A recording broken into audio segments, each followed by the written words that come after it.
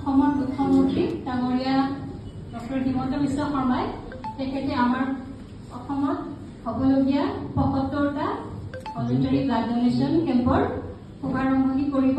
তাৰপিছতে আমি আমাৰ ইয়াতে চলেজ হস্পিটেলত যিটো ব্লাড ডনেশ্যন কেম্প আমি আয়োজন কৰিছোঁ তাৰ আমি শুভাৰম্ভ কৰিম।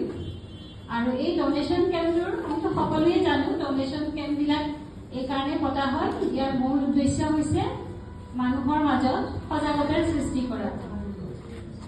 ৰক্তদানৰ প্ৰতি বহুতৰে মনত এটা ভয় ভাৱ সোমাই থাকে, সেই ভয়টো যদি যাতে আমি দূৰ কৰিব পাৰোঁ, মানুহখিনি আগুৱাই লৈ আহিব পাৰোঁ ৰক্তদানৰ, যাতে স্বেচ্ছাই তেওঁলোকে ৰক্তদান কৰিব পাৰে, সেই উদ্দেশ্য আগত ৰাখিয়ে এই কেম্পটো আজি আয়োজন কৰা হৈছে।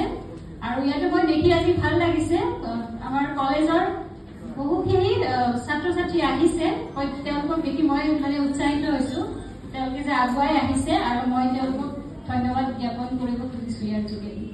ইমানেই কৈ মই আজি সামৰিছোঁ।